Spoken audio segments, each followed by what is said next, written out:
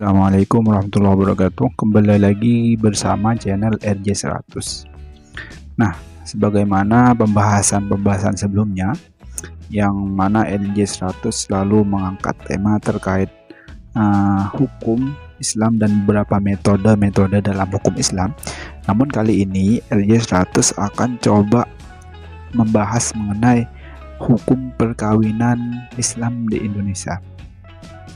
Bagaimana hukum perkawinan yang berlaku di Indonesia, hukum positif mengenai perkawinan, tata caranya, bagaimana aturan-aturannya dan lain sebagainya yang berlaku di Indonesia. Namun sebelumnya kita akan masuk terlebih dahulu terhadap bagaimana definisi perkawinan itu sendiri. Nah, definisi perkawinan itu kita akan masuk pada yang dibahas oleh pakar terlebih dahulu. Wahbah Zuhaili mendefinisikan perkawinan itu sebagai suatu akad yang telah ditetapkan oleh syariat, di mana ini bertujuan agar seorang laki-laki dapat mengambil manfaat untuk melakukan istimta dengan seorang wanita atau sebaliknya. Kemudian juga Abu Zahrah, perkawinan sebagai akad yang menimbulkan akibat hukum berupa halalnya melakukan persetubuhan antara laki-laki dengan perempuan, saling tolong-menolong, serta menimbulkan hak dan kewajiban di antara keduanya.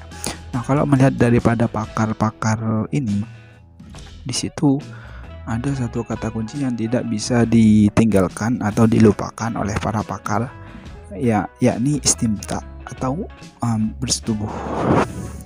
Jadi memang ini nilai-nilai konservatif yang tidak bisa ditinggalkan memang, meskipun dalam pandangan yang agak kontemporer nilai-nilai tersebut sudah mulai pudar, sehingga tujuan perkawinan tidak hanya sebagai istimta, jima dan lain sebagainya, tapi juga sebagai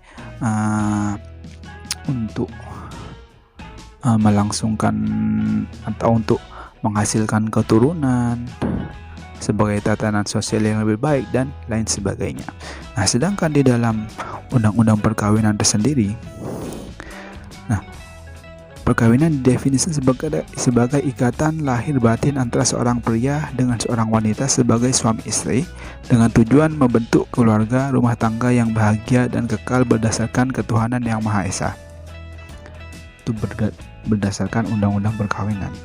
Nah, dan juga ada di dalam kompilasi hukum Islam dalam pasal 2 bahwa perkawinan menurut Islam adalah pernikahan yaitu akad yang sangat kuat atau mitsaqan ghalidhan untuk menaati perintah Allah dalam mengesahkan dan melaksanakannya yang merupakan ibadah.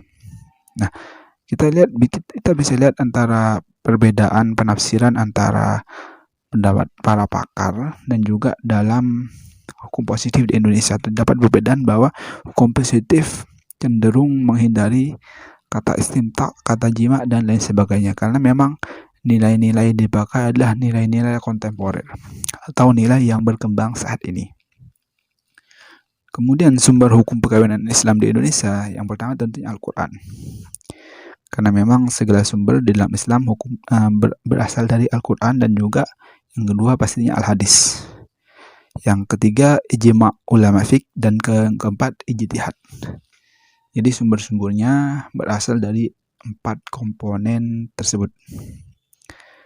Nah, bagaimana perjalanan hukum perkawinan Islam di Indonesia?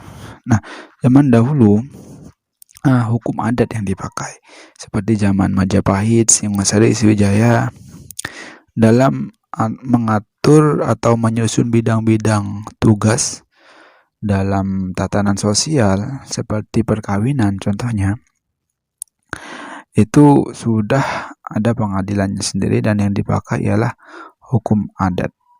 Dan kemudian setelah raja-raja Nusantara di masa penjajahan,